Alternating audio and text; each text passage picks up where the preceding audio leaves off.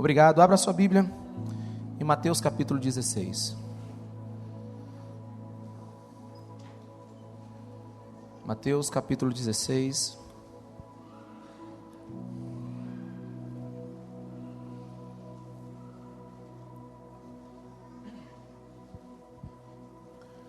Pode me acompanhar a partir do versículo 13 aí.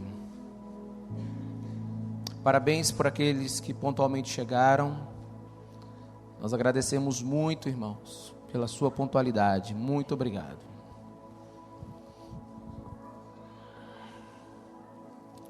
Diz assim a palavra de Deus: chegando Jesus à região de Cesareia de Filipe, perguntou aos seus discípulos: o que os homens dizem que o Filho do Homem é? E eles responderam: alguns dizem que é João Batista, outros Elias, e ainda outros Jeremias ou um dos profetas. E vocês, perguntou Jesus, quem vocês dizem que eu sou? Vamos orar? Pai das luzes, Pai do discernimento, Pai da sabedoria, nosso Deus, eu te peço agora que tu nos toque com o teu Espírito, Espírito de revelação e entendimento da tua palavra. Eu oro para que algo sobrenatural aconteça aqui neste lugar. Abra os selos da tua palavra para nós. Nos ensina e nos conduz, em nome de Jesus. Amém? Muito bem, meus irmãos. Esse texto, ele precisa estar dentro de um contexto para você entender essa pergunta de Jesus. Jesus já está andando com seus discípulos há algum tempo. Ele está curando, ele está conversando, ele está agindo, ele está reagindo. Ele está vivendo com seus discípulos.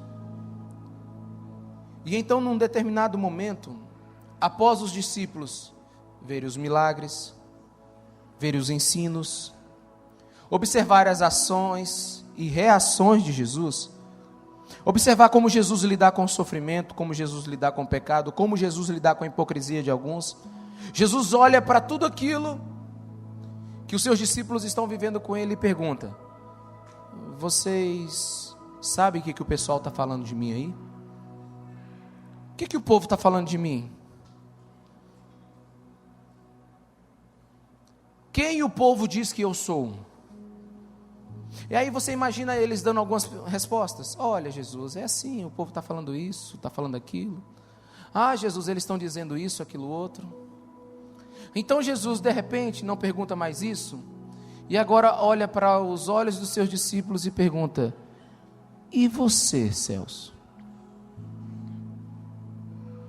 O que eu sou para você? Aí a pergunta deixa de ser genérica e passa a ser pessoal. Aí tudo muda. E é essa pergunta que eu quero fazer para vocês hoje. Quem é Jesus? Quem é Jesus para você? É como se Jesus chegasse para os seus discípulos e perguntasse: entendem o que está passando? Entendem o que está acontecendo? Deus está no meio de vocês. E o que vocês estão aprendendo sobre Deus? Vocês conhecem Deus? Quem é Jesus para você? E dentro desse contexto, eu entendo que essa é a pergunta mais importante da vida de um cristão. Nós somos uma igreja cristã. Nós acabamos de celebrar um feriado cristão, Corpus Christi. Nós temos feriados como o Natal, nós fazemos celebrações como a Páscoa. Nós somos um país cristão. E a minha pergunta é: você sabe quem é Cristo? Porque a grande pergunta da Bíblia, meus amigos e irmãos, primeiro, não é se Deus existe. A grande pergunta bíblica é: quem é Deus? Qual é o caráter desse Deus? Qual é a identidade desse Deus? Nós não criamos o nosso Deus. Nosso Deus se revela a nós. Quantos estão me entendendo? Diga amém. O Deus da Bíblia fala quem Ele é. Por isso que essa pergunta, ela precisa ser agora muito bem analisada por você. Quem é Jesus? E se você começar a olhar nos textos bíblicos, você vai ver que Ele é aquele que nasceu de uma virgem, e o nome dele é Emanuel, Mateus 1:23. Ele é aquele que encarnou. O profeta Isaías, em Isaías 53, versículo 2, diz que ele não era um Deus da beleza. Jesus não era um Deus grego. Jesus possivelmente era um homem extremamente comum em toda a sua condição física. E eu digo isso porque os maiores atributos de Jesus não são os atributos físicos. Você não talvez nem conheceria Jesus se Ele não se revelasse aqui. Talvez Ele passaria por nós desapercebido. Ele passaria por nós simplesmente sem você saber nem quem Ele é, porque Ele era um homem normal. Jesus não tinha 2,5 metros de altura. Ele não brilhava como ouro. E quando a gente pergunta o que é Jesus, ou quem é Jesus, você precisa começar a meditar sobre isso, porque durante muito tempo Jesus comeu, bebeu, levava a sua marmita para o trabalho, trabalhou durante quase 3 décadas. E eu costumo ver muitos desenhos sobre Jesus. Você já viu aquele Jesus assim, bem maquiado? Né? Um Jesus que tinha, é muito blush, né? Botaram tanto blush em Jesus que ele ficou branco. E aí ele tem as bochechas rosadas e os olhos azuis, e aquele cabelo que parece que fez luzes. Aí botam Jesus naqueles quadros com aquele olho azul bolota, né? Jesus parece assim, sei lá, um nórdico, um cara lá um alemão, sabe? E eles criam Jesus do jeito que ele quer. E Jesus sempre tem um sorriso muito bonito, não é? Já viu? E é um Jesus bonzinho, sabe? Definitivamente o Jesus que está na Bíblia, ele não é muito o Jesus que você costuma ver nas figuras. Jesus na Bíblia, ele tem algumas ações bem diferentes. Eu descobri que Jesus, ele não é um Spock. Quem conhece o Spock de Jornada nas Estrelas? Só os fortes entendem, né? Só os fortes entendem. Depois você procura na Bíblia. Não, está na Bíblia não, irmão. Está em Hollywood, está no cinema. Jesus não é um Spock. Jesus não é aquela pessoa sem sentimentos. Jesus não é aquele homem que viveu só do jeito que você imagina, assim, sabe, sentado debaixo de uma árvore. Não, se você ler a Bíblia, Jesus, às vezes ele agiu com muita, sabe, com muito sentimento, ele foi assim, ele usou a sua virtude humana. Jesus, às vezes, ele foi extremamente forte em suas ações. Se você olhar, por exemplo, o livro de Marcos, parece que a gente vê um Jesus à flor da pele, né? Ele, no capítulo 1, ele começa gritando arrependimento para todo mundo. No capítulo 2, ele já compra briga com os religiosos. No capítulo 4, Jesus repreende o vento. No capítulo 5, ele mata 2.000 porcos e dá uma bronca com os ambientalistas. Jesus está ali fazendo um monte de coisa. Se você for até o capítulo 11, ele manda pegar um jumentinho, amaldiçoa uma figueira. No capítulo 13, ele diz que vai destruir o templo. E quando Jesus disse em Marcos 13 que ele vai destruir o templo, é mais ou menos o seguinte: eu estou indo agora lá para Washington e vou destruir a Casa Branca. Jesus, ele tem umas ações que você precisa compreender. Certamente Jesus não é o Jesus pintado nos quadros que você vê por aí. Agora você sai de Marcos e vai para João, e você pega no capítulo 1, e a primeira coisa que você descobre é que ele é antes de todas as coisas. Todas as coisas foram feitas por meio dele. E João trata muito a humanidade de Jesus, e daquele bebezinho de 3 quilos que acaba de nascer de Maria, está contido nele toda a divindade. Quantos estão me entendendo? Diga amém. Ele é a palavra final de quem Deus é. Jesus é Deus, é igual a Deus. Jesus veio para acabar com as ideias erradas de quem Deus é. Depois de Jesus, a pergunta não é se Jesus é igual a Deus. A pergunta é se o Deus que você serve é igual a Jesus. Jesus, ele é toda a revelação que nós precisamos ter. Existe um livro na Bíblia,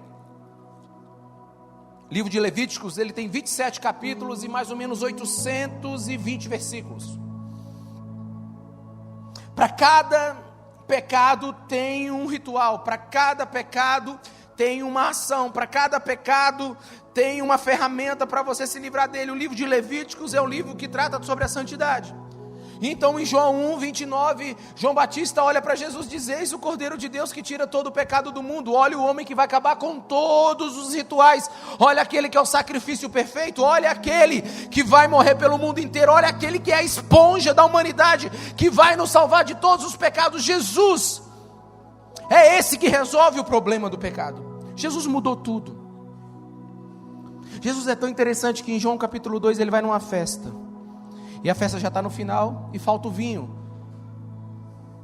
Aí ele faz só mais ou menos 600 litros de vinho para a festa ficar boa pra caramba. Aí ele antes de terminar a festa ele sai. E ele troca o vinho da alegria. E no mesmo capítulo ele já entra com chicote no templo e bota todo mundo para correr. Porque diz que estão fazendo da casa do pai dele casa de comércio. Tinha um mercado gospel dentro do templo e Jesus botou para quebrar e botou todo mundo para correr. A Bíblia diz em João capítulo 5 que ele está lá no poço de Betesda. No poço de Betesda é o poço de sofrimento, era mais ou menos como se fosse o socorrão aqui, sem médico.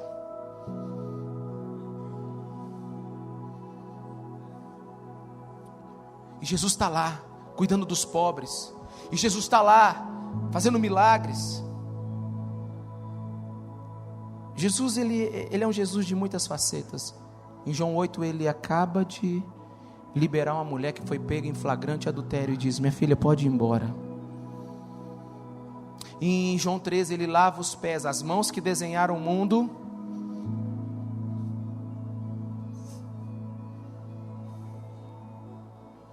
Cadê teu pai?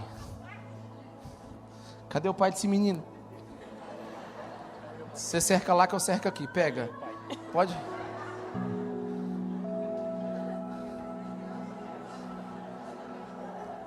Esse menino, criança é assim mesmo, é criança.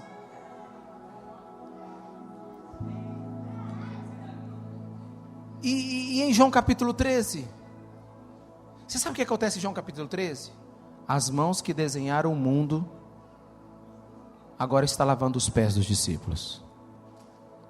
E eu te pergunto, diante disso tudo que eu estou falando, quem é Jesus?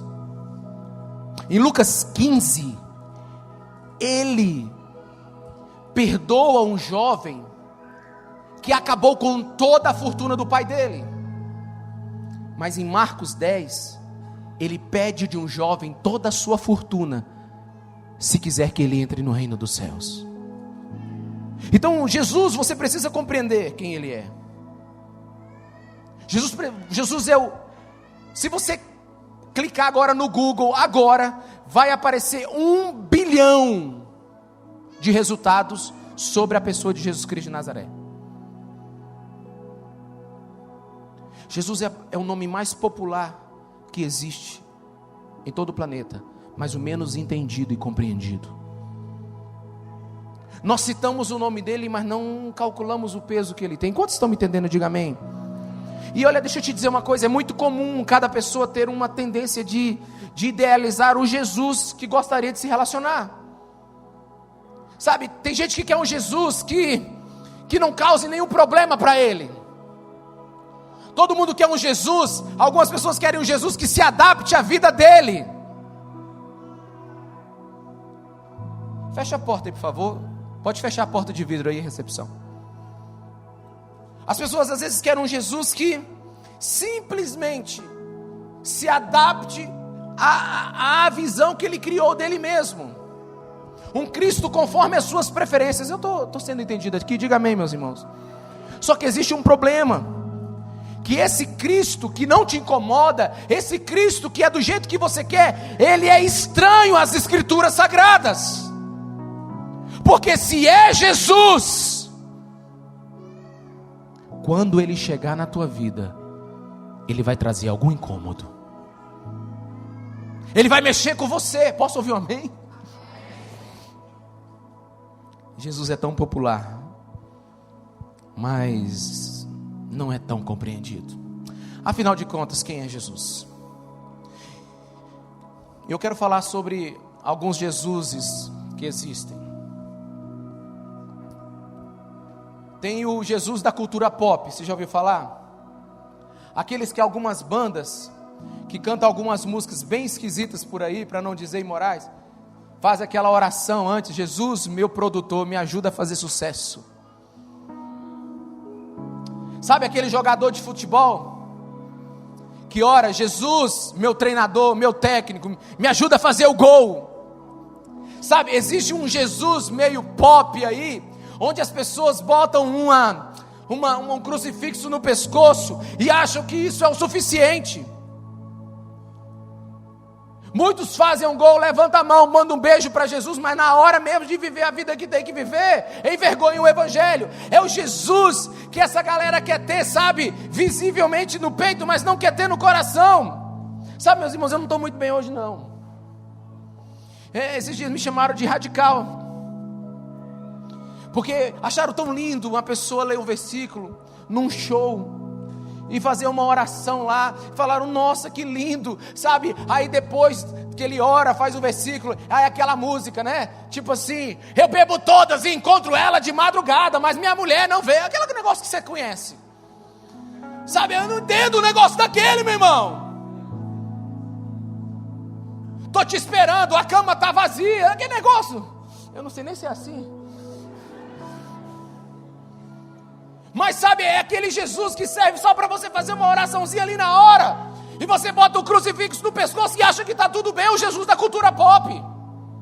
Inclusive, se você pegar no seu Google e botar assim, no celular, e botar www.jesus.com, vai cair numa igreja LGBT, uma igreja, né, de pro-gay. É um Jesus pop. E o Jesus das seitas? Você conhece o Jesus das seitas? Que as seitas dizem que ele é apenas um bom homem. Os testemunhas de Jeová, eles dizem que Jesus era Miguel, um arcanjo, um ser criado que se tornou homem. Os mormons ensinam que Jesus não era Deus, mas se tornou um dos muitos deuses, e que ele era meio irmão de Lúcifer. O guru da nova era, Deepak Chopra, ele diz o seguinte: Jesus é um estado de consciência que você deve buscar. A cientologia diz que Jesus é um implante feito há 1 milhão de anos no tétano, que é a alma e espírito do mundo. E existe uma seita canadense, nudista, piromaníaca, que prega que o nome de Jesus é na verdade um código de cogumelos alucinógenos que você deve comer. Sabe, então tem Jesus para todo gosto. E o Jesus das religiões? O islamismo prega que Jesus é um profeta de Deus, mas é menor do que Maomé. O budismo prega que ele não era Deus, mas é um homem iluminado como Buda. O hinduísmo ensina que ele é um sábio, podendo ser inclusive a encarnação de Krishna. O Jesus das religiões, ele é tudo menos o Jesus da Bíblia. E ainda tem o Jesus dos famosos, né? O Fidel Castro, uma vez dando uma entrevista, ele diz assim: nunca vi nenhuma contradição entre as ideias que eu sustento e a de Jesus Cristo de Nazaré. Mikhail Gorbachev diz que Jesus foi o primeiro socialista, e a Xuxa diz que ele é o cara lá de cima. Quem é Jesus? Que bagunça é essa que estão fazendo com Jesus? E o Jesus dos fariseus? Jesus dos fariseus, como diz lá em João 10:33, Responderam os judeus, os fariseus: vamos apedrejá-lo pela blasfêmia, porque ele é um simples homem e não é Deus. Para os fariseus ele era um simples homem. Jesus na verdade era um louco para os fariseus. Jesus na verdade para os fariseus ele era um alucinado, um mentiroso. E o último é o Jesus dos demônios. Depois você pesquisa na sua casa Lucas 4:34 e Lucas 4:41. Na sinagoga havia um homem possesso de um demônio, de um espírito imundo. Ele gritou com toda a força: ah, que queres conosco, Jesus de Nazaré? Vieste para nos destruir. Sei quem tu és, o Santo de Deus. Lucas 4:41. Além disso, de muitas pessoas saíam demônios gritando: tu és o Filho de Deus. Até os demônios sabem mais de Jesus do que muita gente. Quem é Jesus para você? Quem é Jesus? Jesus é a promessa completa. Bota para mim aí, volta para mim. Jesus é a promessa completa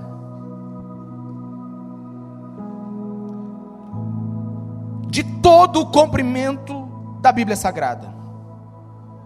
Ele é tudo que nós precisamos conhecer. E olha para mim aqui agora, deixa eu te ajudar numa coisa muito séria. Jesus, olha para mim aqui, ele é a chave hermenêutica da Bíblia. Jesus é o meio de você interpretar a Bíblia Sagrada. Jesus é a forma de você entender tudo que está escrito nesse livro. Sem Jesus, a Bíblia é um livro moralista, religioso e impossível de ser seguido.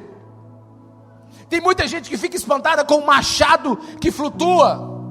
Tem muita gente que fica espantado com a serpente que fala. Tem muita gente que fica lá, sabe, labutando com aquelas genealogias infindáveis da Bíblia. Tem muita gente que fica, sabe, pastor, você sabe me falar sobre a disputa entre o diabo e o arcanjo Miguel sobre o corpo de Moisés? Eu digo, não sei nada, irmão. Pastor, você sabe como é que é os cavalos do Apocalipse? Eu não sei, irmão, não quero conhecer cavalo.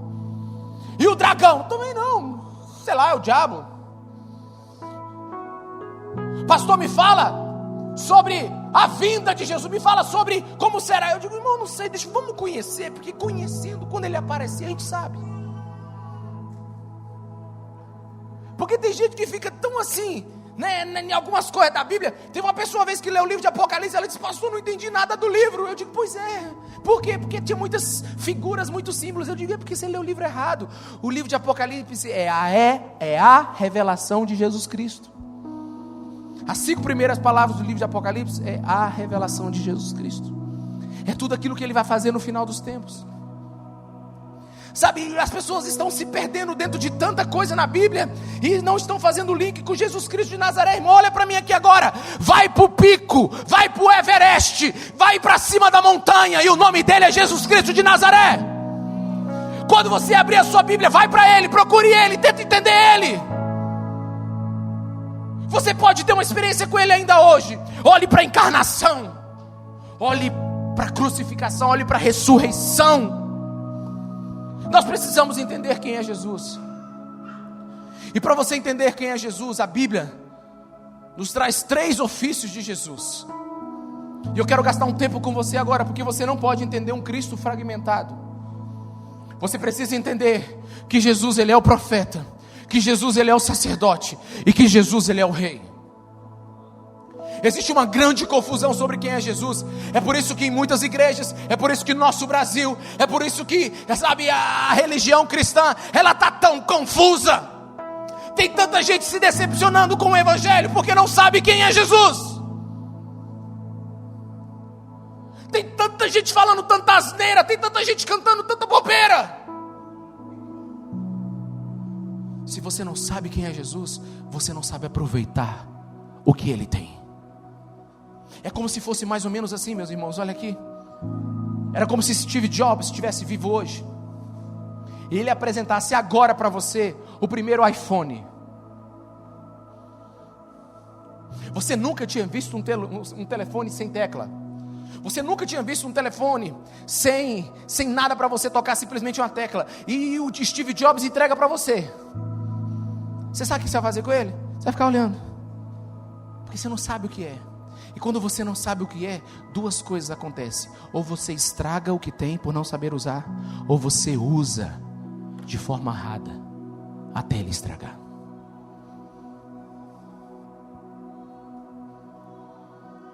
Quem é Jesus para você? Primeira coisa, irmãos, Jesus, ele é profeta. Diga: Jesus o profeta. Irmão, Jesus, ele é profeta. E o que o profeta faz? O profeta revela a palavra de Deus. O profeta é a arma de Deus para redirecionar uma nação, uma pessoa. O profeta é aquele que confronta o pecado. O profeta é aquele que ordena o arrependimento. Sabe, o profeta, ele causa duas coisas instantaneamente depois que ele fala: amor ou ódio. Quando um profeta fala, ele gera arrependimento ou gera ódio, porque o profeta é a boca de Deus. E diz um provérbio puritano de 1800 e pouco: o mesmo sol que derrete o gelo é o que endurece o barro. O profeta para uns leva ao arrependimento e para outros leva a raiva. Porque ele falou isso? Quem ele é para dizer isso? A palavra Yahvé, Senhor, aparece 241 vezes no Velho Testamento. E 201 vezes é assim: assim diz o Senhor. Toda vez que o profeta quer conduzir a nação ao arrependimento, à santidade, toda vez que um profeta quer trazer o povo para o lugar que ele deve vir, ele começa a gritar: assim diz o Senhor. Quantos estão me entendendo? Diga amém. Só que Jesus, ele é maior do que todos os profetas, porque ele não diz assim diz o Senhor, ele diz assim: assim eu vos digo, porque ele é Deus. Jesus é a própria profecia encarnada. Ele fala da sua própria autoridade. Jesus Cristo diz pelo menos 50 vezes no livro de Mateus: eu vos digo. Jesus não apenas declara uma palavra profética, mas ele é a própria palavra profética. E sabe, tem muitas pessoas que confundem Jesus, porque eles não acreditam que Jesus, ele é profeta. E Jesus, algumas vezes, em alguns textos da palavra de Deus, ele aponta o dedo na tua cara e diz que você tem que mudar. E a gente não gosta desse Jesus. A gente não gosta dessa faceta de Jesus. A gente não gosta desse ofício de Jesus. Mas eu quero te dizer que nessa igreja Jesus é profeta. Nessa igreja ele fala a verdade. Nessa igreja ele vai botar o dedo na tua cara quando você estiver errado. Nessa igreja ele não tolera pecado. Nessa igreja você tem que entrar na linha dele.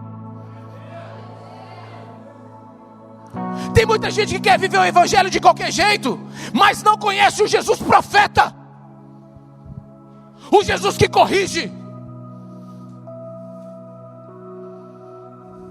o Jesus que diga: muda e arrependa-se. Não estranhe, essa é uma das funções de Jesus. Ele é o maior de todos os profetas. Em João capítulo 4 ele encontra uma mulher lá no poço, e a mulher começa, a conversa é assim, é água, balde.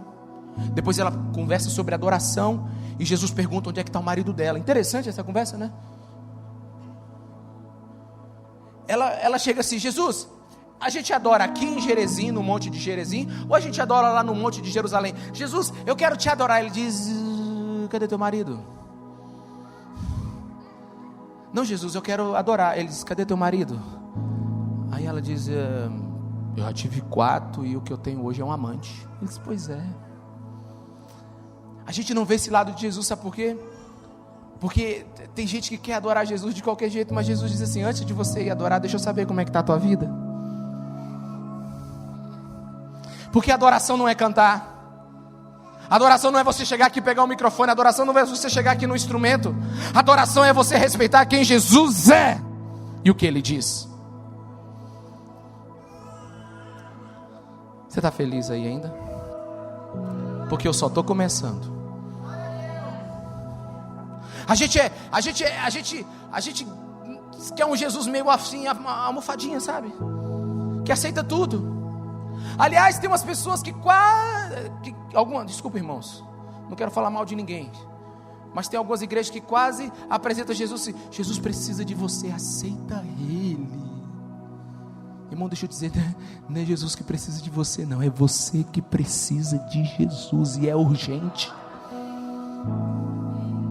E Ele é profeta, Ele fala. Ele fala a verdade que você precisa ouvir, e alguns não querem ouvir. Deixa eu te contar uma coisa. Nós somos uma igreja que tem mais ou menos uns 50 dias que não funcionando, mais ou menos. Aqui nessa igreja tem mais de 1.000 pessoas já. Você acha que nós ganhamos mais de 1.000 pessoas para Jesus? Você acha que mais de 1.000 pessoas aceitaram Jesus nesses 50 dias? Não. Você graciosamente veio para cá. E muitos vieram para cá porque estavam insatisfeitos com outra igreja, outros satisfeitos com o pastor, porque encontraram uma oportunidade, porque Deus está operando. Aleluia, glória a Deus. Seja bem-vindo neste lugar. Mas deixa eu te dizer uma coisa. Se você já saiu de algum lugar, porque Jesus deu uma palavra muito dura para você, deixa eu te dizer, aqui nessa igreja ele é profeta. Aqui nessa igreja você vai ter o Cristo inteiro. Ele não vai estar fragmentado não. Se você vem com algum problema, deixa eu te dar a solução. Aqui você pode ser curado, mas primeiro Jesus vai apontar o dedo no teu nariz e dizer, ó, vamos mudar. Mas ninguém quer esse Jesus. Eu quero te adorar, Jesus. Ele disse, sim, como é que está a tua vida? Sabe, o Jesus ataca o nosso estilo de vida pecaminoso, irmão, o Jesus profeta.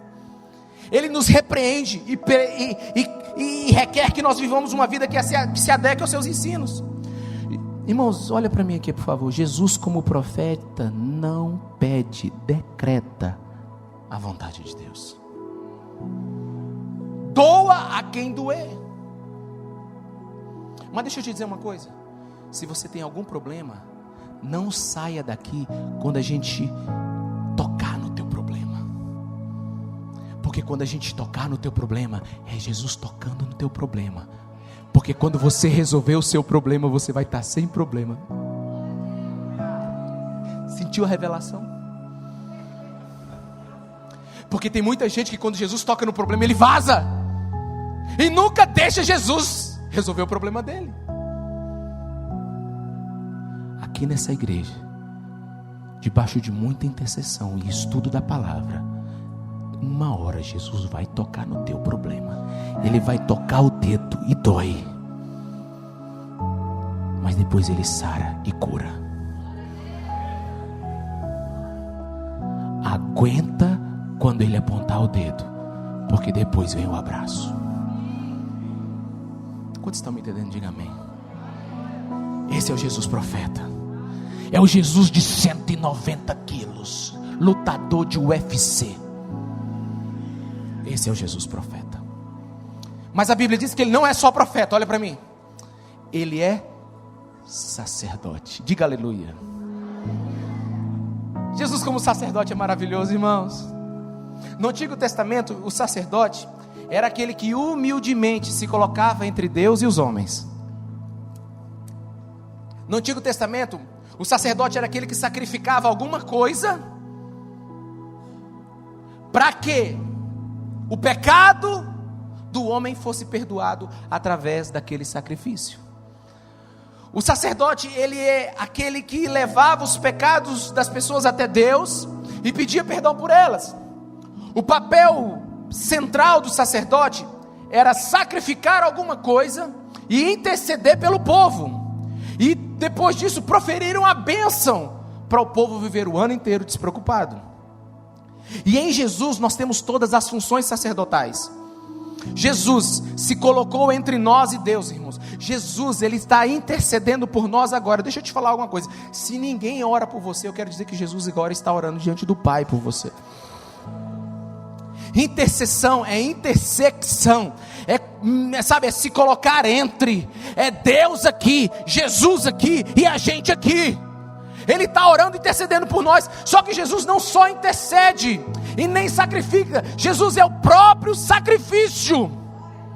Ele foi sacrificado pelo nosso pecado. Jesus é o único Deus que se levantou do trono para servir humildemente a humanidade e morrer por ela.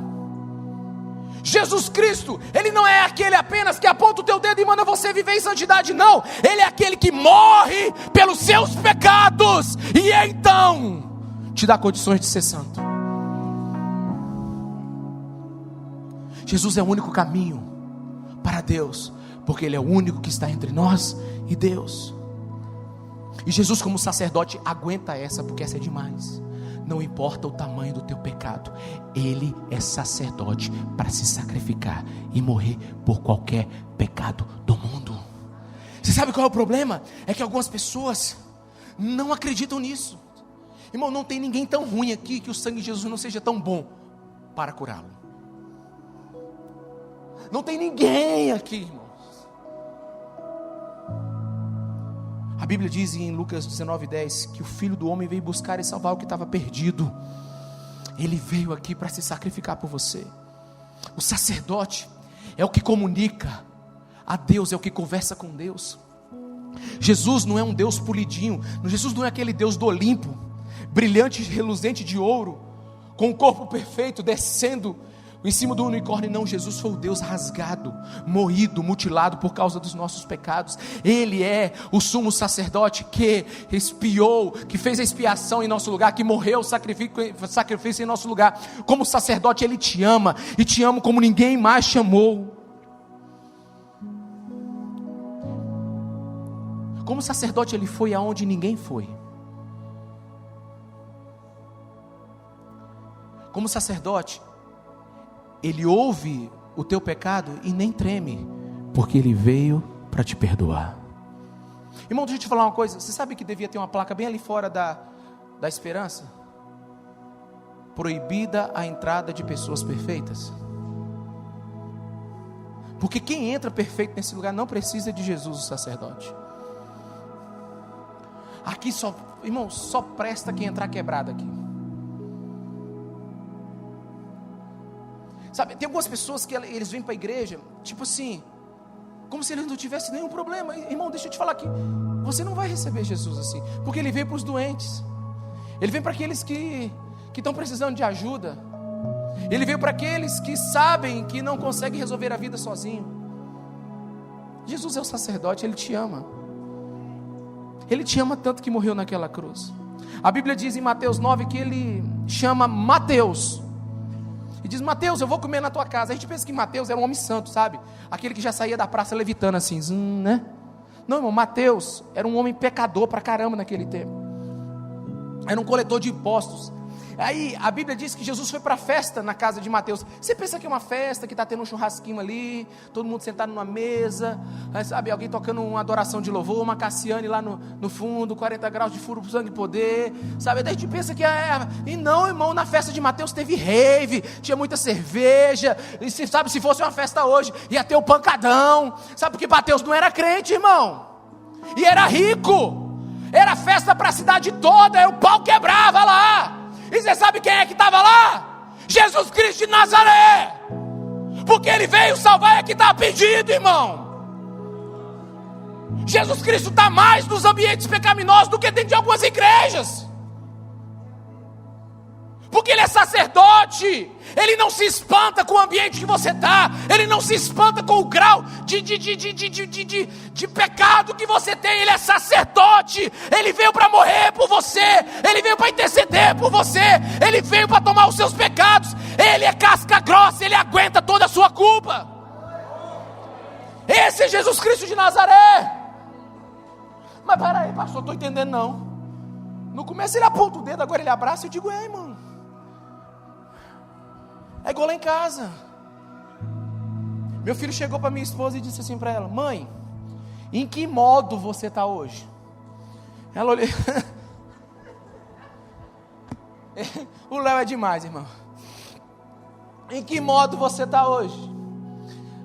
Ela assim: como, filho? Assim, modo carinhosa, modo zangada, modo... Que modo você está hoje? Aí a Jacilene perguntou assim: Léo, o que você fez?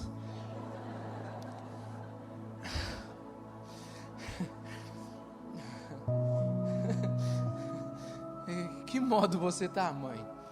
Irmão, tem dia que a gente, sabe, a gente tá quebrado pra caramba. Que a gente precisa que Jesus nos abrace. Que não tem outra coisa, irmão, porque Jesus não pode matar o pecador no pecado, senão a gente vai pro inferno. Tem dia que a gente está arrebentado. Sabe o que você tem que fazer nessa hora? É correr para Jesus, porque Ele é sacerdote. Ele te ama. Mas sabe aquele dia que a gente está assim meio vagabundo? Aquele crente assim, meia bomba? Crente vascaíno. Oh.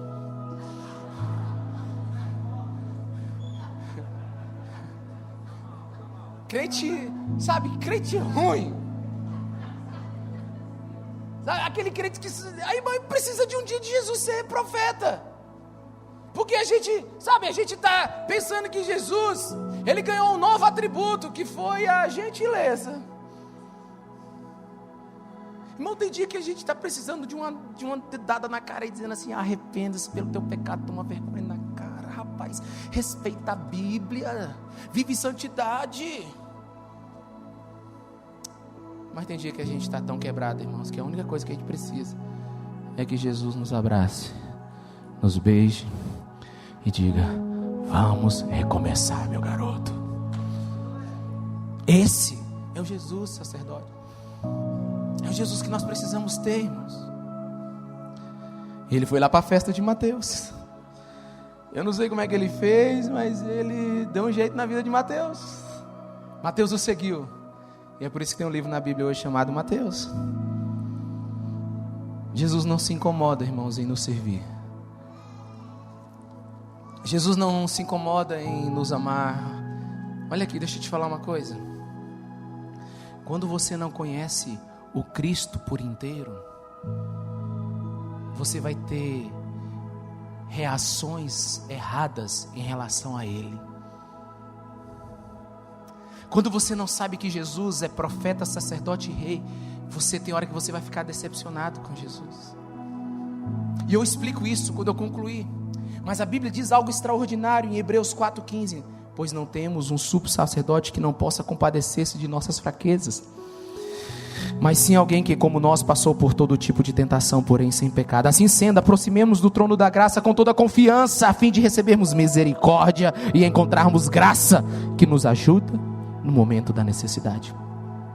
Como profeta, Jesus fala com coragem e segurança. Como sacerdote, ele humildemente olha no teu olho e diz: está precisando de quê, meu filho?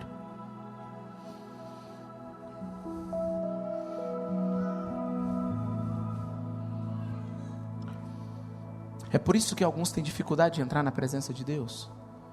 É porque não vê Jesus como sacerdote. Irmão, tem algumas pessoas que querem melhorar a cruz. Tem alguma coisa que eu posso quebrar aqui? Não tem não. Um vaso. Tem um vaso. Eu boto na conta do pastor da igreja. Não vão achar aí agora não. Eu podia trazer. É porque tem pessoas que eles querem melhorar a cruz de Cristo, melhorar o sacrifício de Jesus, sabe? Irmão, deixa eu te falar, o sacrifício de Jesus foi perfeito. Aliás, eu fiz isso numa igreja, irmão. O problema que eu arrumei.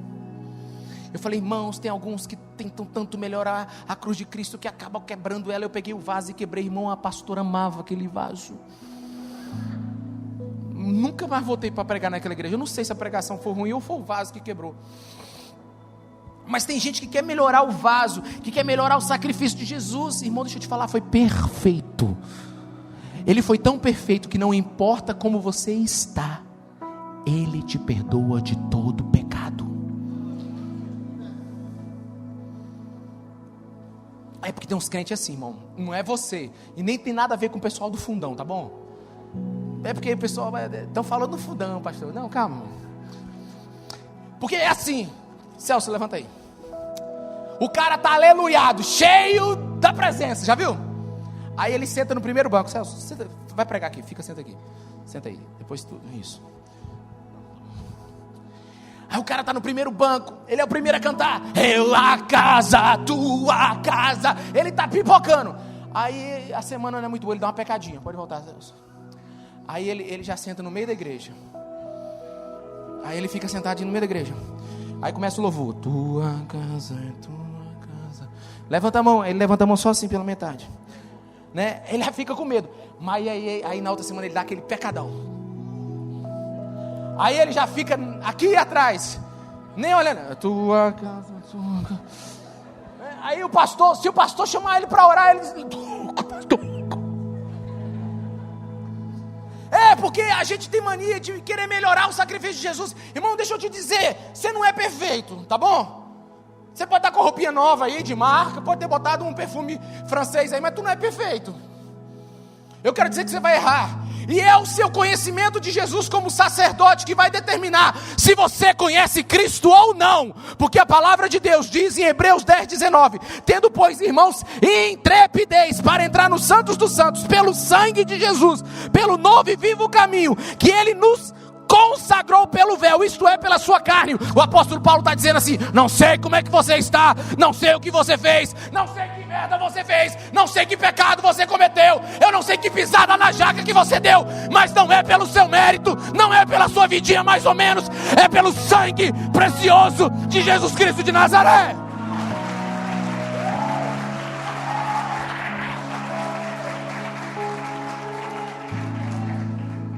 Não precisa fazer mais nada. Ele é sacerdote, não só sacerdote, é o sumo sacerdote. Por isso, se você entender isso, hoje, amanhã e para todo sempre, você ainda pode se arrepender e entrar no Santo dos Santos. A Bíblia diz com intrepidez, é mais ou menos assim, ó: tô entrando, Deus. É porque tem gente que só conhece o Deus profeta.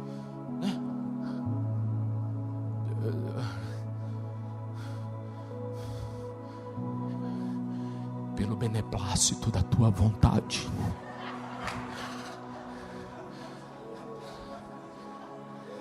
Ei, você está achando que é brincadeira? Você está achando que é brincadeira? Você sabe como é que a Bíblia era escrita no passado? Quando chegava no nome de Yahvé, o escriba, ele ia lavar a mão de novo, 7 vezes. Então ele escrevia.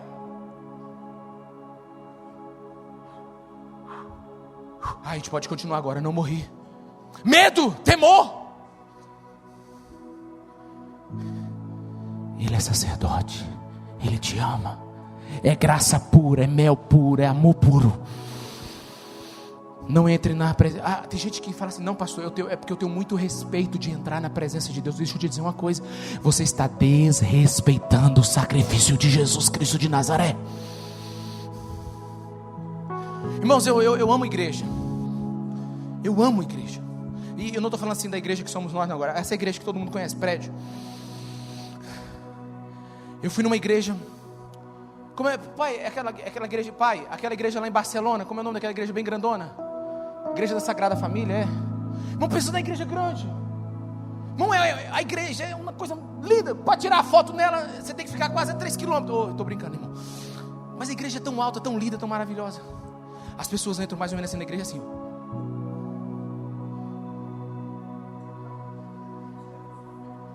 Meu Deus, irmão, Deus não é assim. Quem é teu Deus? Quem é Jesus?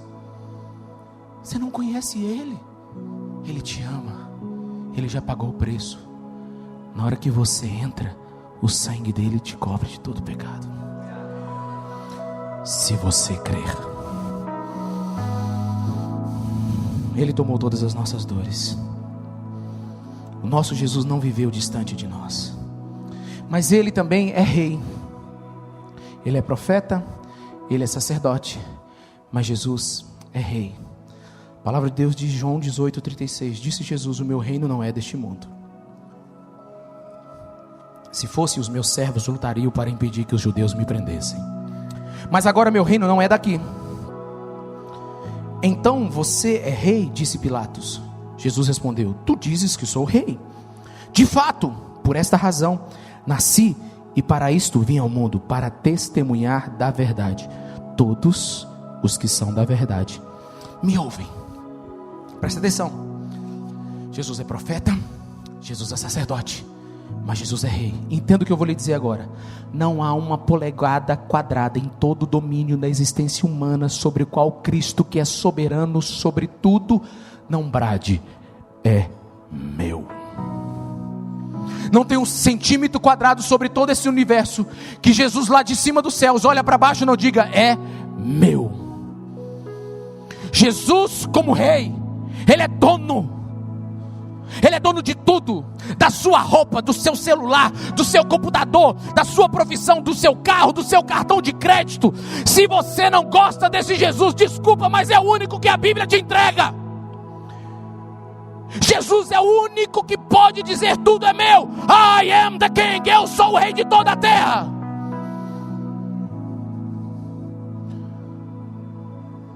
Porque tem muita gente que entende até o Jesus como sacerdote, mas não entende Jesus como rei.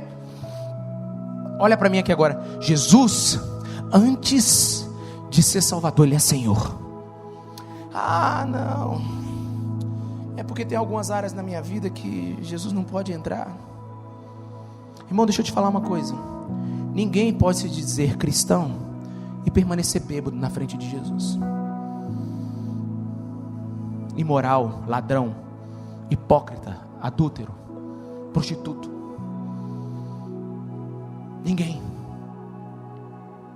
Ninguém pode se declarar seguidor de Jesus e achar que pode controlar a sua vida.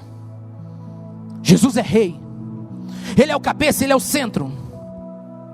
Jesus como rei, Ele exige obediência absoluta. Quando somos comprados, quantos aqui foram comprados pelo sangue de Jesus? Diga amém. Irmão, você entendeu o que eu acabei de falar aí? Agora você deu um amém aí. Você é comprado, você não é dono de mais nada. Sabe, uma pessoa chegou para mim e disse assim: Não, presta atenção. Imagina a seguinte conversa: Pastor Ricardo, sua igreja é da lei ou da graça? Eu perguntaria assim: por que, irmão, você está perguntando isso? Não, é porque eu quero saber se a tua igreja exige que a gente entregue dízimos. Eu digo: não, irmão, na lei, a gente se deitar com uma mulher, prostitui com ela. Na graça, só olhar.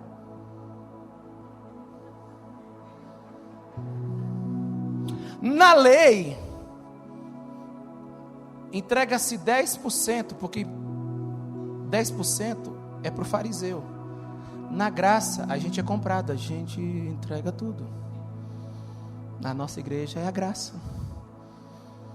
Na lei, se sacrificava o bezerro ou o carneiro. Na graça, irmãos, o sacrifício é você. Nossa igreja é da graça. Por isso, aguenta. É porque as pessoas estão confundindo, irmão. As pessoas estão confundindo tudo. É pela graça que a gente pode fazer as maiores coisas e as maiores renúncias, e nem delas reclamar. É estranho a doutrina bíblica, alguém que serve a Jesus e alega foro íntimo em alguma parte da vida dele. Não, Jesus, o Senhor toca aqui: minha casa é tua casa, mas não mexe no meu quarto não. Jesus, eu te deixo ficar lá na despensa, mas na televisão não dá, Jesus. A sala de estar eu gosto de assistir algumas coisas. Minha casa, fica lá na churrasqueira, Jesus, eu trago os irmãos, a gente come aquela picanha, mas no meu escritório não, Jesus, porque lá no meu escritório tem uns papéis lá que eu tenho que resolver.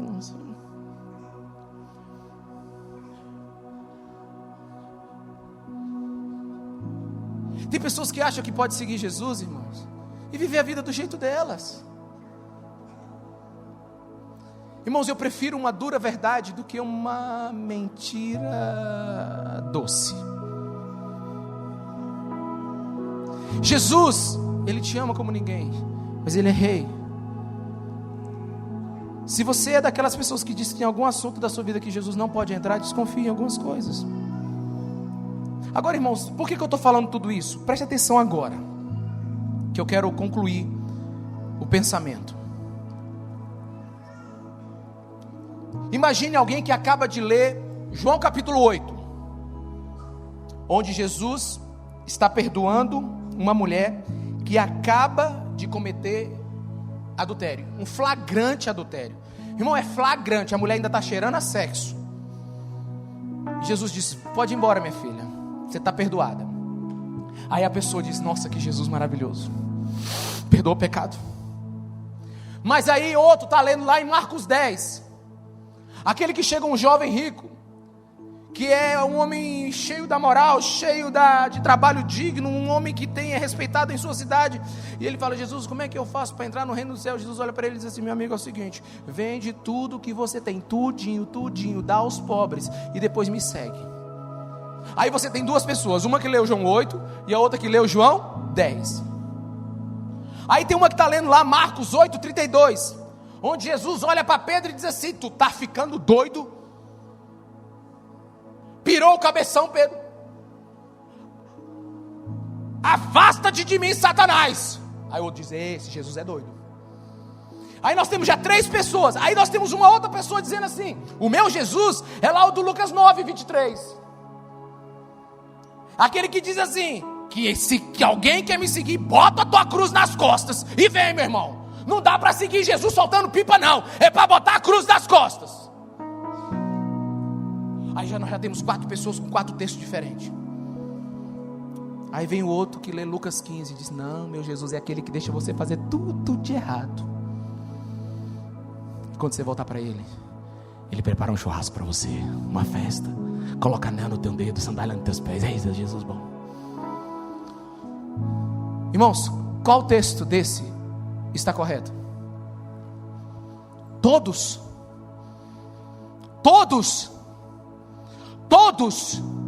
Porque o nosso Jesus, irmãos, Ele é um hospital inteiro. Ele trabalha no que precisa na sua vida, na hora que você precisa. Jesus, Ele age como precisa agir, na hora que você está e como você se encontra. O grande problema do cristianismo hoje é que a gente fragmenta Jesus, obrigado, e a gente cria um Jesus que se adapte à nossa vida e não a nós que nos adaptemos à vida dele. Quantos estão me entendendo? Diga amém. Então agora eu quero concluir. De tempos em tempos precisamos ser afetados por 3 verdades de Jesus, e você precisa entender isso comigo aqui agora. Jesus como profeta, irmãos, Ele é a verdade que eu preciso ouvir. Ele me confronta e Ele me chama ao arrependimento. Eu posso ouvir um amém, igreja? Eu não sei que estágio você ainda está na sua vida, mas para alguns hoje, nessa noite, Jesus precisa ser profeta. Para de viver a vida que você está vivendo e se arrume, rapaz. Assim diz o Senhor. Mas Jesus como sacerdote, Ele é amor, Ele é graça e misericórdia. Ele te conforta. Ele me ensina que não há nada mais a fazer senão confiar em seu sacrifício. Tem gente hoje que está precisando de um Jesus assim.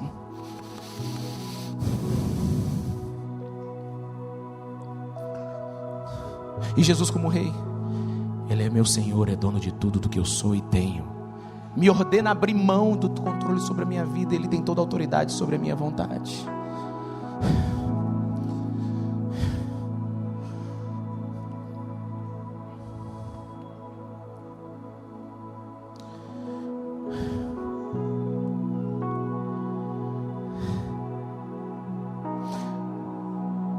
Na minha vida eu tive esses 3 Jesus operando nela, irmãos. O primeiro que eu encontrei foi o Jesus profeta. Até os meus 20 e poucos anos eu tinha medo de morrer, de ir para o inferno, irmão. Pensa, um cabo medroso. Como diz o bom maranhense, me pelava de medo. Eu não deixava ninguém dirigir meu carro. Eu fazia não sei quantas audiências no ano, eu iria dirigindo em todas. Eu tinha medo de morrer. Eu tinha medo de aí vai que chega. Sabe quando você anda assim? Pois é, eu era esse crente assim meio assustado. Mas aí eu tive uma revelação. Com 27 anos eu encontrei o Jesus sacerdote. Eu fui batizado de amor. Eu vazei de tanto amor que Jesus me deu. Pensa num homem tranquilo.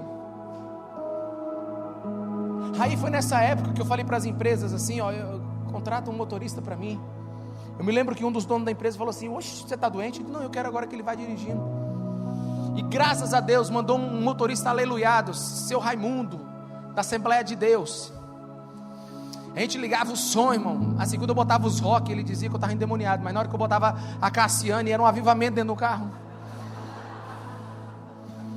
Mas eu gostava de ouvir rock, porque rock and roll é a rocha que rolou. Jesus no 3º dia rolou a rocha. Foi lá que nasceu o rock. Aleluia. A revelação pegou eu. E eu gostava muito de ler dentro do carro. Os meus primeiros, talvez, 100 livros que eu li sobre Jesus, eu li dentro de um carro, irmãos. Eles estão no cantinho lá, é riscado assim, as letras tudo balançadas, porque as estradas é muito boa do Maranhão, né? Então, assim, e eu me lembro que uma vez geralmente eu li um livro, indo e voltando eu li o livro todo, principalmente quando era em audiência em Teresina, Palmas, São Luís e Belém. Aliás, irmãos, minha esposa que me perdoa, mas quando falava que eu tinha que viajar, eu já ficava lembrando qual é o livro que eu vou ler. O prazer que eu tinha, eu já nem sabia que a estrada estava vindo, e eu conversava com o seu Raimundo, e falava, a gente orava, era um negócio tão bom, irmão. Eu conheci esse Jesus amor, sabe, irmão, eu vazei de tanto amor, eu fui espancado pela graça de Deus, e foi ela que começou a me convencer de algumas coisas, ela que me convenceu que eu podia confiar em Jesus. E aí, o terceiro passo foi o Jesus Rei, esse foi mais difícil, ser dono de tudo. Porque na minha vida de advogado, eu tinha assim, irmãos, uma coisa assim bem esquisita. Eu dava o dízimo do que eu ganhava certo. Porque o que eu ganhava errado era só meu. E o que eu ganhava errado era mais. Então eu só dava dízimo do certo. Você vê o nível de perversidade na cabeça desse homem, né? Jesus não era dono de tudo. Jesus, ele era dono de eu tocar aqui na igreja. Jesus era dono de algumas coisas, eu amava Jesus, mas ele não era rei. E um dia eu estava fazendo audiência numa empresa, e chegando naquela empresa, não quero te trazer nenhum pensamento que não seja aquilo que eu quero ministrar ao seu coração. Eu cheguei no meu carro importado, sabe, naquele terno bonito, eu acho que eu tinha uns 30 sapatos. Meu pai tinha me dado umas 2 canetas Montblanc, ainda eu tinha ganhado mais uma. A gente escolhia qual é a caneta que saía do dia, botava aquele gel na cabeça, saía com o superintendente da empresa e tal. E eu fui para uma audiência dessa em Açailândia, e entrei naquela audiência. Estava eu preposto da empresa, o contador e um superintendente no dia.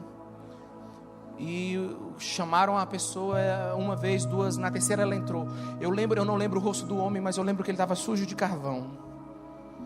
E a camisa dele só tinha 2 botões, um em cima e outro embaixo. O advogado dele tinha faltado no dia. E para aqueles que não entendem de direito, ok, a petição dele era inepta. Inepta é o seguinte: não dá para continuar o processo, é um erro técnico. Só que tinha uma condição, ele tinha uma prescrição, ou seja, se ele perdesse aquele direito, ele tinha que entrar em 48 horas, me parece, ou era em 72 horas. Era muito estreito o prazo, e eu tinha certeza que o advogado dele não entraria naquele prazo. Eu, como bom advogado, eu fiz os requerimentos para o juiz, o juiz aceitou. Ele encerrou o processo sem o julgamento do mérito, e nós fomos para casa. Aquele homem não entendeu nada, e eu não fiz questão de ensinar. Aquele homem não sabia nem o que estava fazendo lá. O advogado dele não apareceu. Então eu entro no meu carrão, ligo o ar-condicionado, tiro o meu paletó e estou voltando para a Imperatriz. E o Espírito Santo de Deus fala comigo: Ricardo, como é que o Espírito Santo de Deus fala com você? Ele fala assim comigo, irmãos: e aí, Ricardo, tudo bom? Não, irmão, ele não fala assim comigo. Ele fala no meu coração, pensamentos que não são meus, que acabam vindo para a minha cabeça. Quantos entendem isso? E um pensamento que não era meu, que veio para a minha cabeça é: Ricardo, aquele homem tinha direito? Eu falei: não. A petição era inepta.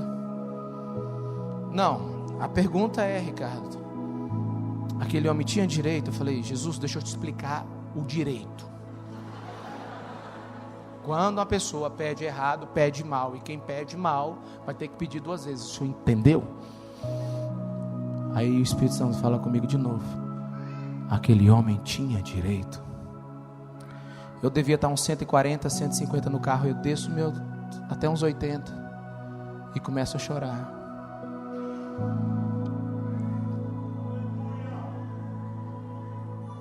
Você sabe por quê?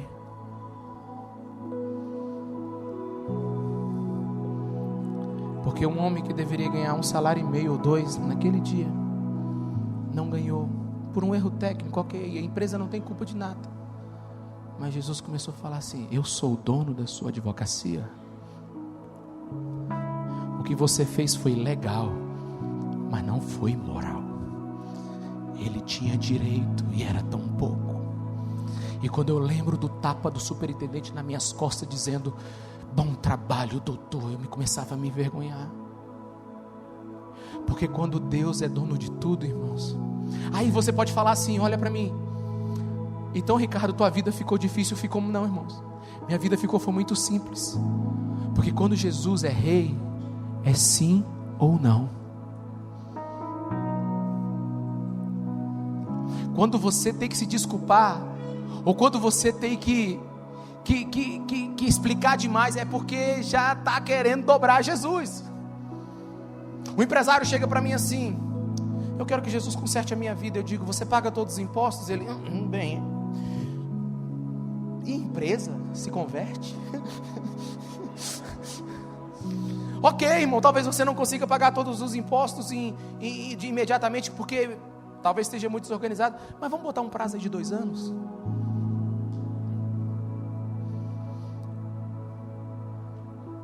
Irmão, se ele é dono, ele é dono. Se ele é dono, ele é dono. Ele é dono, ele é rei. Porque se ele é, baixa a sua cabeça e obedece. Agora qual é o problema? Vamos lá. O que ocorre hoje? Jesus é profeta e rei, mas não é sacerdote. Você vai viver uma vida legalista. Por quê? Se Jesus é profeta e rei, ele manda e é dono, mas falta amor nesse evangelho, falta graça nesse evangelho, falta misericórdia nesse evangelho. É um evangelho com a verdade seca. Quantos estão me entendendo? Diga amém.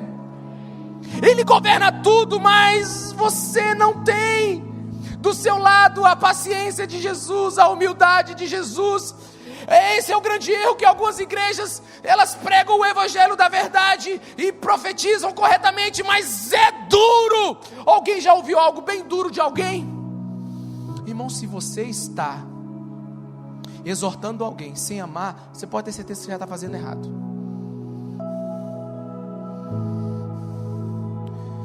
Sabe, esse evangelho está aí, é o evangelho dos legalistas. Sabe, Deus não é pai, Deus é um chefe. Jesus, quando a gente erra, a gente fica esperando a pedrada na cabeça. Quantos estão me entendendo? Diga amém. Sabe aquele Jesus que está sentado num trono bem longe, com um bumerangue? Na hora que você errar, separa na tua cabeça. Pois é o evangelho que tem Jesus como profeta e rei, mas não tem ele como sacerdote. Gera moralismo sem amor, não tem comunhão. É o cristianismo das leis, dos rituais. Não há humildade, não há sacrifício. Sabe por quê? Porque você tem medo. Mas não é só isso. E se você acredita num Jesus que é profeta e sacerdote, mas não é rei, a gente gera um monte de cristãos culturais. Ou seja, na hora de fazer ajustes necessários na sua vida, Jesus é só um conselheiro amigável, mas nunca é rei. Jesus não tem posição de autoridade sobre a tua vida. Me lembro uma vez, irmãos, um homem que hoje é pastor, eu encontrei alguns anos atrás no corredor da igreja. Eu perguntei: meu irmão, que coisa boa que você está aqui. Ele olhou para mim: pastor, eu fui no encontro da igreja, Deus mudou a minha vida. Eu digo: quando? Já foi uns 6 meses atrás. Eu digo: e como é que está a tua vida agora, irmão? Pastor, está muito bom. Mas pastor, deixa eu conversar com um negócio. Tem um negócio só que eu não consegui arrumar ainda. O que foi, irmão? Ainda que eu estou com a minha amante. Aí eu digo: sabe, num bom maranhense, oxente, como é que é? Não, pastor, é porque assim, você sabe que não é de uma vez que a gente arruma a vida, né? Eu digo: irmão, quem é Jesus para você? Ou ele perdoa meus pecados. E esse aí está perdoando todo dia, né? Nós tivemos uma conversa de uns 15 minutos. Ele ficou muito envergonhado, porque ele só conhecia esse Jesus, o quê? Sabe? Ursinho de pelúcia. Esse Jesus que cheira bebê recém-nascido. Aliás, irmão, deixa eu te contar uma coisa. Esse mundo vai se surpreender, porque Jesus veio como um bebê. Mas no Natal não é bebê. Quando ele voltar, ele vai voltar como rei. Esse mundo vai ter uma surpresa muito grande. Vamos esperar o bebezinho voltando. Maria trazendo o bebezinho no carrinho. Não, irmão. Ele vai voltar num cavalo branco. Vem para reinar. Sabe, e é o problema quando a gente não tem esse Jesus como rei. A gente, sabe, olha para ele assim, só para ele cuidar de alguma parte. E sabe o que gera nesse cristianismo? Olha para mim aqui, vida dupla. Vida dupla. Ele sabe que Jesus ama, mas é o seguinte: Jesus, se eu não tocar na minha vida financeira, eu vou viver do jeito que eu quiser, eu vou decidir as coisas que eu quiser. Minha vida sexual também. Talvez esse seja o grande problema hoje da igreja com o homossexualismo. Eu confesso para vocês que a igreja trata muito o homossexual como profeta e rei, mas trata muito pouco ele como sacerdote. Mas alguns homossexuais só querem Jesus como sacerdote.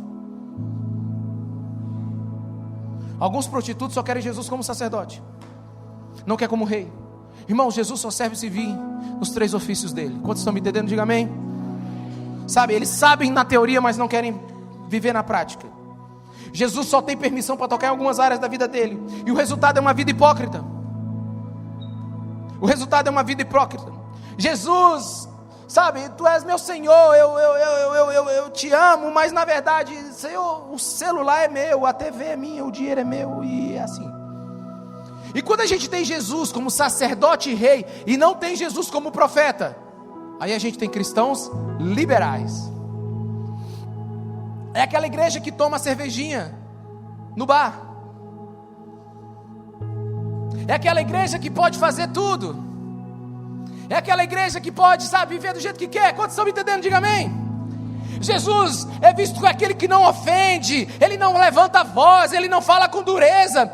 Jesus é infinitamente tolerante. Jesus é um amigo, sabe? É o cristianismo da tolerância total. Jesus é um gente boa. A gente, sabe, é por isso que tem 50% dos cristãos que casam se separam. É porque Jesus é assim, irmão. Jesus está bom. Eu sei, irmão, que está caindo sobre você aí. Desculpa, caiu sobre mim um dia. É o Jesus confortável. É o Jesus que você canta: minha casa é tua casa, e pronto, aí você vai embora, e na segunda-feira você faz do jeito que você quer. É o cristão cultural. É aquele que leva o filho para ser apresentado, leva para fazer o batismo. É aquele que passa 5 anos na faculdade fazendo todo tipo de loucura, e aí pede para o pastor ou um padre vir abençoar no dia do culto de ação de graças. Porque se não tiver o culto de ação, aí tem que ungir o anel. Que negócio de ungir anel? Tem que ungir a cabeça desse santo aí. Toda vez me pedem para ungir anel, eu digo: eu não unjo anel, irmão. Anel está convertido, anel não tem vida, anel já não vai, sei lá, anel não tem nada. Agora a tua cabeça precisa mudar. Uma vez me falaram assim: pastor, você pode pregar aqui? Eu digo: posso. A gente pode escolher o seu tema? Não. Eu digo: não, irmão, deixa eu ficar livre. Um dia eu preguei na igreja: não, se o senhor está batendo demais. Eu digo: deve ser porque Jesus nunca foi profeta aqui nesse lugar. Outras vezes que eu vou na igreja, irmãos, eu nem toco. E outras coisas eu só falo que Jesus ama, que Jesus liberta. Porque é um povo tão oprimido pelo legalismo, é um povo tão oprimido pelo evangelho sem Jesus Cristo, sem graça, sem misericórdia, que a única coisa que você pode dar naquele dia é vazar amor e graça para eles. Mas tem um lugar que você tem que entrar já com a metralhadora.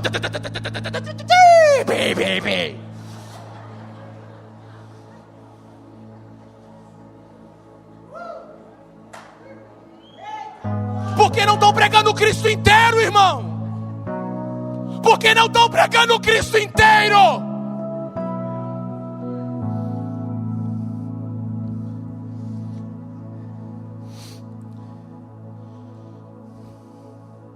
Não podemos escolher o Jesus que queremos nos relacionar. Um Jesus do tipo que possamos viver sem problemas. Um Cristo conforme nossas preferências e preconceitos. Não existe um Cristo fragmentado, onde eu possa escolher a parte que eu mais gosto dele. E eu vou dar um aviso para você aqui agora, de pastor que te ama. Que te ama. Eu sou pastor de alma, irmãos.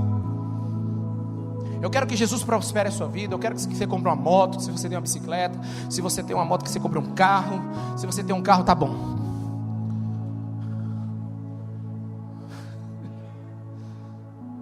Eu quero que Jesus te prospere, mas eu não estou preocupado com a sua prosperidade financeira primeiro.